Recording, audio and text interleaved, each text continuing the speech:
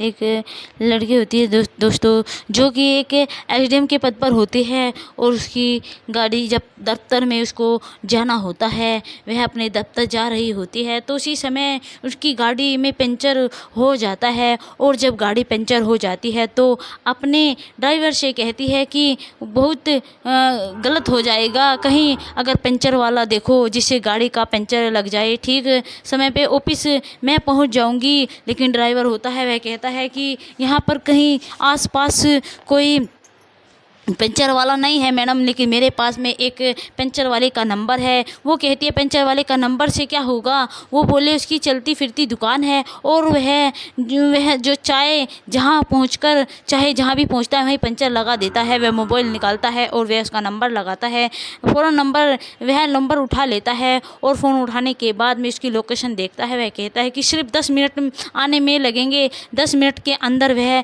इंतज़ार करते तब वो पंचर वाला उस जगह पहुंच जाता है। दोस्तों, जब पंचर वाला उस जगह पहुंचता है, पहुंचने के बाद और मैडम जैसे उस पंचर वाले को देखती है तो महिला वे देखती ही रह जाती है। देखते देखते उसके आंसू में आंसू निकल आते हैं और वह कहती है, जो पंचर वाला होता है उसकी जब नज़र पहुंचती है तो वह भी एक टक देखता रहता है। उसके बाद अपने काम में जुट जाता है और जहां पर पंचर लगा था उसकी गाड़ी में वह देखने लगता है कि पंचर आखिर कहाँ लगा हुआ है। दोस्तों, यह देखने के बाद आखिरकार वह महिला का रिलेशन में क्या लगता था, वह आदमी कौन था, वह महिला कौन थी जो पंचर वाले पंचर जुड़ाने के लिए आया था, आखिरकार इनका क्या रिश्ता होता है, क्या नहीं होता है। दोस्तों, बड़ा विचित्र बड़ी ही अच्छी कहानी है। जो एसडीएम थी वह पंचर वाले की मैडम कुछ समय पहले थी, लेकिन अब इस समय नहीं थी। दोस्तों, उसने अपने पति से तलाक लिया था। कहानी बड़ा ही इंटरेस्ट होने वाली है, थोड़ा समय निकाल कर। नमस्कार दोस्तों, मेरा नाम है मोनिका। मेरे इस चैनल पर प्लीज़ वीडियो को लाइक और सब्सक्राइब ज़रूर कर दीजिएगा। यह गढ़वाल का एक ज़िला पड़ता है जिसका नाम है उत्तरकाशी। से उत्तरकाशी की कहानी है दोस्तों। और थोड़ा समय निकाल कर अगर आप हम अपने चैनल पर पहली बार देख रहे हैं तो चैनल को सब्सक्राइब कर दीजिए। प्लीज़ वीडियो को लाइक कर दीजिए जिससे जिससे हमें नोटिफिकेशन मिल जाए। चैनल सब्सक्राइब जरूर कर दीजिएगा दोस्तों। हमारे लिए दर्शक, हमारे लिए आप एक मेहनत की तरह हमारे चैनल को देखते हैं, बड़ी ही आपकी महान कृपया है। दोस्तों, थोड़ा समय निकालकर बगैर रिसीव किए वीडियो आवश्यक पूरा देखें। दोस्तों, गढ़वाल का एक ज़िला लगता है उत्तरकाशी। उत्तरकाशी का एक देहात में गांव लगता है, उसी गांव का यह जिक्र है जहां दोस्तों यह घटना घटी। इस लड़की का नाम था सरता, जो एसडीएम थी, और उसका पति जो था जिसका नाम था सौरभ। और सरता की जोड़ी बहुत एक नंबर की थी। दोस्तों, सौरभ जो था सरता का एक रिश्ते में बुआ का लड़का होता था और सरता जो थी सौरभ के मामा की लड़की थी। दोस्तों, यह इन दोनों का रिश्ता कैसे जुड़ा। एक बार सौरभ के था शादी विवाह समारोह था जिसमें सौरभ की बहन का विवाह हुआ था। इसमें सरता वहां आई थी और सरता पढ़ाई करने में बहुत होशियार थी। उस समय पढ़ाई का काम करती थी, बहुत होशियार लड़की थी। सरता जब आती थी एक काम बहुत अच्छी तरीके से करती थी। सौरभ उस पर नज़र गाड़े शुरू करता था, लेकिन सरता भी सौरभ की तरफ कुछ मन अपना करती थी और सौरभ को अपनी नज़र में डालना शुरू कर देती है। यहाँ तक होता है कि विवाह होता है। विवाह होने के बाद साथ साथ जब सौरभ अपना खाना पीना खाता है तो सरता खाना परोस के लाती है और उसके पैर पकड़कर खाना उसके पास बैठकर खाना खाने लगती है। नज़र एक दूसरे को देखने लगते हैं। यहाँ तक होता है कि शादी जब पूरी होती है, पूरी होने के बाद जो सविता होती है अपने घर आने की को कहती है तो सौरभ को अपना नंबर देती है। सौरभ सविता का नंबर दूसरे का नंबर लेते हैं क्योंकि वे दोनों एक दूसरे का नंबर चेंज करते हैं। मामा की लड़की थी और सौरभ बुआ का लड़का था, तो दोनों में बड़ा ही प्रेम होता है। दोस्तों, इसके बाद में कुछ समय के बाद यहाँ तक होता है कि दोनों में इतना प्रेम प्रसंग मतलब उपरांत चढ़ जाता है कि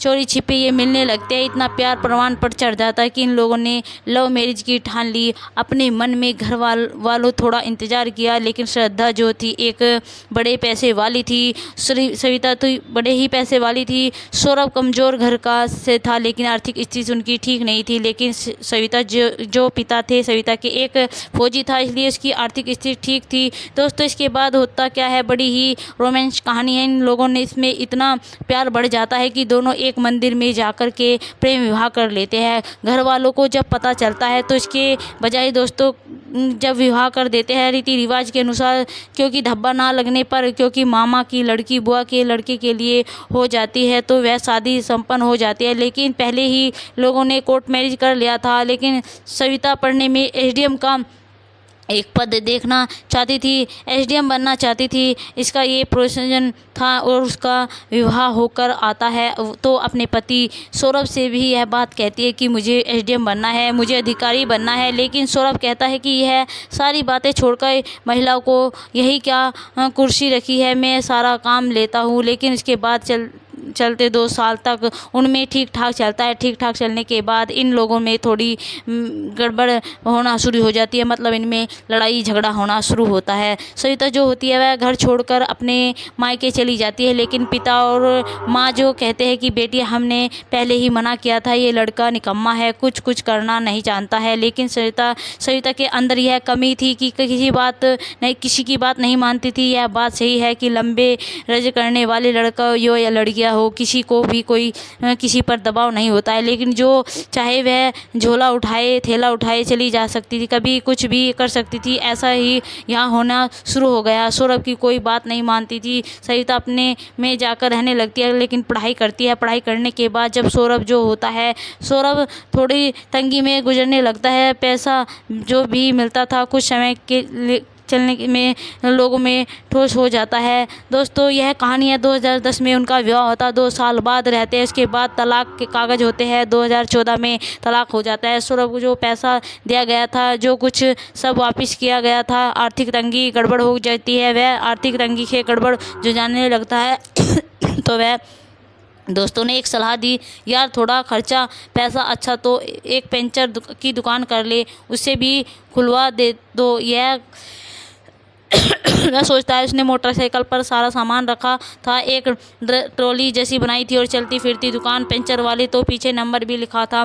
सब लोग आते जाते ट्रक वाले से भी फ़ोन भी कर लेते थे। उसका काम ये हो गया कि इधर श्रोता जो होती है वह पढ़ लिख कर होशियार होती है और वे समय चलते 2 साल बाद एसडीएम बन जाती है। एसडीएम बन जाती है तो उनका काम अच्छा चलने लगता है, ठीक ठाक ईमानदारी से काम करती है। दोस्तों इसके बाद में सविता जब ड्यूटी पर जा रही होती है तो अपने रोज़ाना गाड़ी से आती जाती थी, घर जाती थी, अपने रूम पर जाती थी, यही काम करती थी। लेकिन एक दिन वो जल्दी जागी और थोड़ा कहीं दफ्तर में जाना था और वे जल्दी ड्राइवर गाड़ी निकालता है। गाड़ी कुछ थोड़ी समय दूर चलती है और रास्ते में ही उसमें पंचर हो जाता है। अब आसपास 10 किलोमीटर तक भी कोई दुकान नहीं होती है, लेकिन उसने सोचा कि टायर ख़राब हो जाएगा, ट्यूब फट जाएगी, तो अगर हमने इसको गाड़ी को और आगे ले जाने की कोशिश की तो इसलिए ही दोस्तों वह कहती है अपने ड्राइवर से कोई पंचर वाला आसपास हो तो देखो। तो ड्राइवर उसका नंबर निकालता है। ड्राइवर कहता है मेरे पास एक पंचर वाले का नंबर है और उसकी गाड़ी का पंचर लग जाएगा, आपकी गाड़ी का पंचर लग जाएगा। वे फ़ोन करता है, तुरंत ही सौरभ के पास फ़ोन जाता है।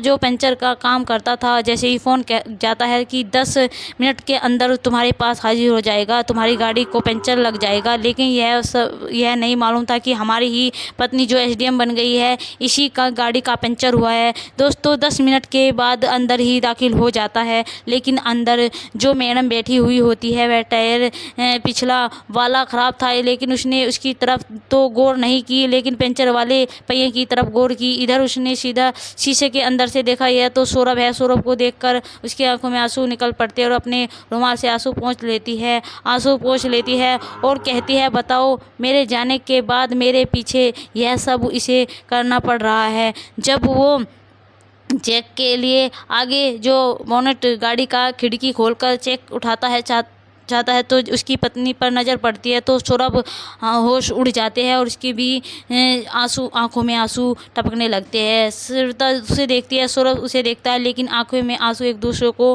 भाप लेते हैं, लेकिन कोई किसी से कहता नहीं है कुछ भी। इसके बाद दोस्तों सौरभ उनका लगता क्या है, पंचर लगाने के बाद वो ड्राइवर कहता है कि इतना खर्चा हुआ है आपका, तो वो कहता है ठीक है कोई बात नहीं, लेकिन वह मैडम कहती है कि बताइए क्या खर्चा हुआ है, आप अपना खर्चा लीजिए, आपका पैसा दिया जाएगा। लेकिन सौरभ कहता है कि इसके बदले में जब हमें आवश्यकता पड़े तो हमारी मदद कर देना, हमें पैसे की आवश्यकता नहीं है, आप बड़े लोग हो, मैं एक छोटा हूँ, मेरे परिवार का भरण पोषण होता है, लेकिन मुझे कई मुसीबत आए तो हेल्प मेरी कर देना, बस इतनी कह कर के वो चलने लगता है। सरिता जो होती है गाड़ी से उतरती है, उतरने के बाद उसकी जेब में 5,000 रुपये डाल देती है एक लिफाफे में बंद करके, और अपना उसे नंबर लिख देती है और कहती है कि शाम को कॉल करना।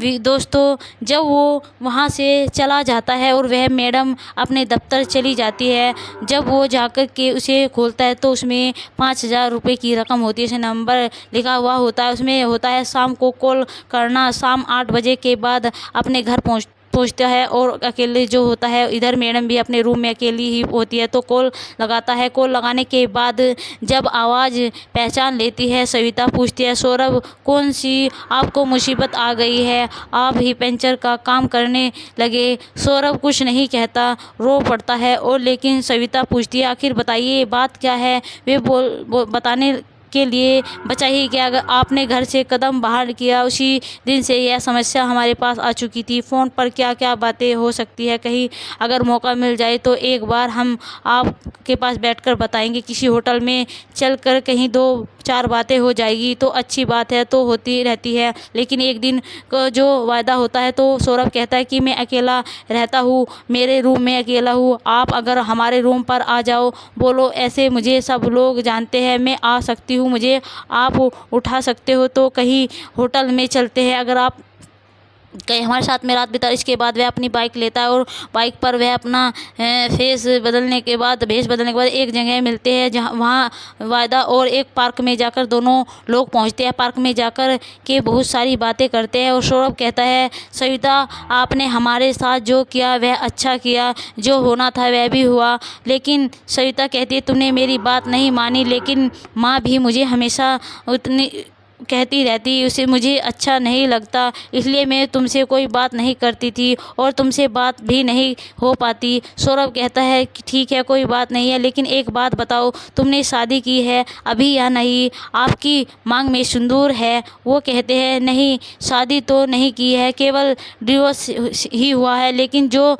सात फेरे का संबंध होता है वह हमारा हमेशा रहेगा। सिंदूर आज तक क्या आपने हमारे साथ विवाह इसीलिए ही किया था, एक भिखारी की ज़िंदगी गुजार रहे, क्योंकि जगह जगह पंचर लगाते हैं, पंचर की कोई वैल्यू नहीं होती। इसके बाद वे दोनों में बातें होती है, एक होटल में जाकर खाना खाते हैं और रात भर दोनों लोग उस होटल में रुकते हैं, उनकी इच्छाएं पूरी करते हैं। लेकिन सविता का दिल वापस आ जाता है और सौरभ से कहती है कि मुझे माफ़ कर दो, मैंने ही सब कुछ किया, अपनी मर्जी से तुम्हारे पास से भाग कर आई थी, लेकिन अब मुझे पता चला कि पति क्या होता है। मैं बेशक डीएम बन चुकी हूँ, लेकिन यह सब तुम्हारी ही देन है, तुमसे ही पढ़ा लिखा कर मुझे यहाँ तक पहुँचना था, लेकिन मुझे माफ़ कर देना। सौरभ कहता है कि माफ़ करने लायक कौन, माफ़ तो मुझे आप कर सकती हो क्योंकि आप एसडीएम के पद पर है, आप सब कुछ कर सकती है। बोले नहीं। इसके बाद दोनों पति पत्नी इसके बाद थोड़ा मिलने होता है, फिर एक मंदिर में दोबारा ही अपना विवाह कर लेते हैं। उसके बाद पत्नी बड़े प्यार से रहती है, उधर दोनों एक साथ रहने लगते हैं। पंचर की जो दुकान होती है बंद करवा देती है एसडीएम और ड्राइवर को छोड़कर अपने पति को ही स्वतंत्र ड्राइवर पर रख लेती है और बड़ी प्यार से बड़ी सुकून से दोनों ही अपनी ज़िंदगी को आगे बढ़ाने लगते हैं। दोस्तों इस कहानी को सुनकर किसी को परेशान करना नहीं है, किसी का दिल दुखाना नहीं है, केवल आप लोगों को जागरूक और सचेत करने का हमारा उद्देश्य है। क्योंकि आजकल ये फ्रेंडशिप बहुत ज़्यादा होती जा रही है पति पत्नी में, यह तलाक भी बहुत ज़्यादा बढ़ते जा रहे, इसलिए सभी से निवेदन है कि अपने घर की तरफ, अपने परिवार की तरफ देख कर चलिए, बेटा या बेटी की तरफ देख के चलिए। हमारी कहानी कैसी लगी कमेंट करके अवश्य बताइएगा। आपकी राय हमें मालूम पड़े, क्या कोई सही है या गलत है, इसमें कौन सही था कौन गलत था, आप हमें ज़रूर बताइएगा। नमस्कार दोस्तों।